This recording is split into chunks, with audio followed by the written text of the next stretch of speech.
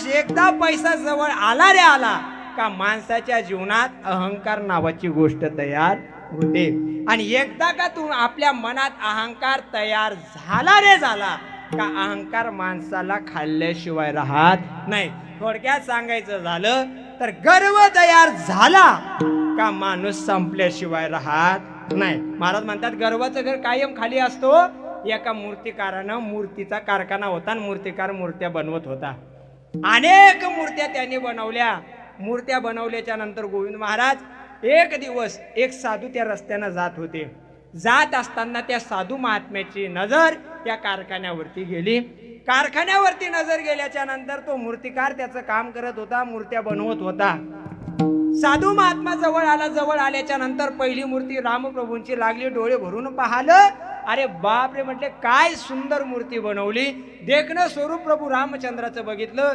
साक्षात असं वाटत होतं माझ्या समोर प्रभू रामचंद्र उभे आहेत. थोडस समोर जावं. समोर गेल्याच्या नंतर भगवान कृष्ण दिसले. एवढं सुंदर रूप पाहिलं, मन भरून आलं. आणि ते सगळ्या मूर्त्या पाहिल्याच्या नंतर साधू महात्मा त्या मूर्तिकाराच्या जवळ गेले. दोघांचा नमस्कार झाला.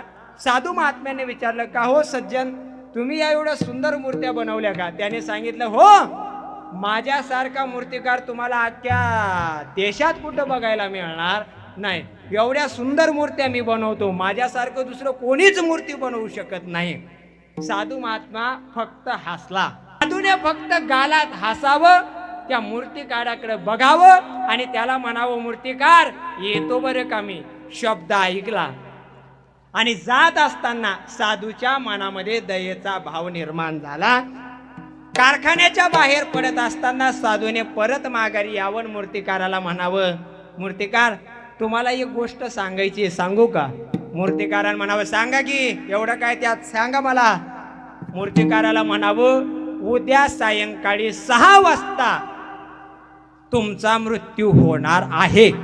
शब्द ऐकला महाराज. राग आला. साधू महात्म्याला विचारलं कशाच्या बळावर तुम्ही मला सांगितलं उद्या 6 वाजता माझा मृत्यू होणार आहे?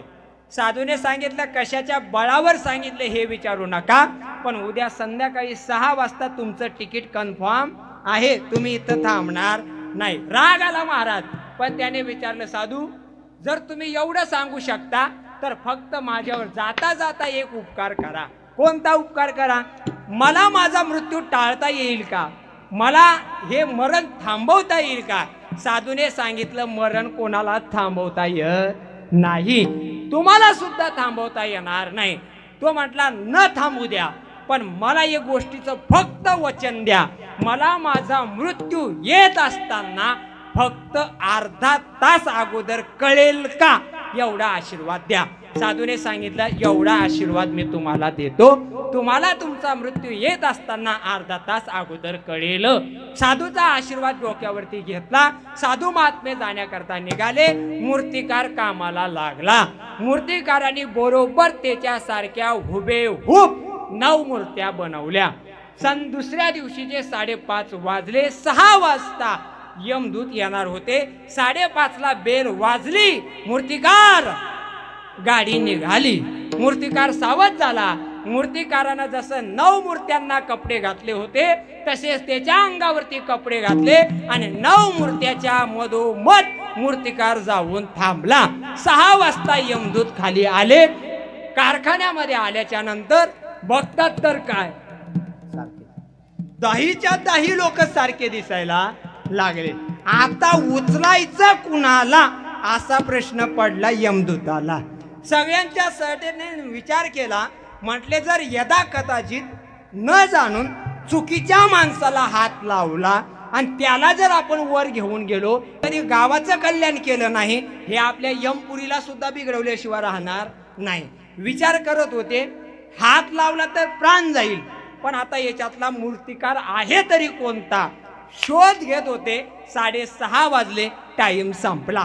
जाण्याकरता निघाले. डोळ्यात पाणी आलं आणि पुढं काय यमराजाची भीती वाटायला लागली. अरे खाली हाताने आलो परत जर गेलो तर आपली काही खैर नाही. म्हटले आपल्याला हे दुःख भोगावं लागणार आहे.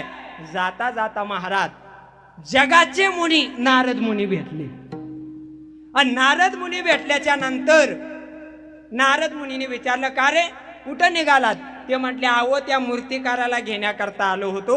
6चा टायमिंग होता बघा, 6:45 वाजले, पण मूर्तिकार काय आम्हाला सापडला नाही. सगळा घडलेला प्रसंग नारद महर्षीला सांगितला. नारद महर्षी म्हटले, ऐका, अरे मूर्तिकार कितीही हुशार असला तरी सुद्धा तो एक माणूसच आहे, ही गोष्ट तुम्ही विसरलात. चला म्हटले माझ्यासोबत. मूर्तिकाराने त्या नारद महर्षींना यमदूत सोबत घेतले आणि त्या कारखान्यात आले. त्या मूर्त्या बघितल्या. आता नारदाला सगळ्यांच्या नाड्या माहिती महाराज. नारदाने म्हणावं, अरे वा, या मूर्तिकारासारखा जगात मूर्तिकार नाही. किती सुंदर मूर्त्या बनवल्या. अशा मूर्त्या मी एका नाही त्रैलोक्यात कुठं अशा मूर्तिकार बघितला नाही. किती सुंदर मूर्त्या बनवल्या. भयानक वर्णन केलं महाराज. 9:30 वाजवले वर्णन करता करता. पण 9:30 वाजल्याच्या नंतर नारद महर्षीनं विण्याचा तार वाजवला. तुम्ही नका वाजवू. नारद महर्षीनं विण्याचा तार वाजवला आणि वाजवत असताना एक शब्द फक्त म्हटले, हा मूर्तिकार खूप सुंदर आहे. मूर्त्याही सुंदर बनवल्या, पण या मूर्तीमध्ये फक्त केसा एवढी चूक आहे. किती? एका केसा एवढी चूक या मूर्तीत आहे.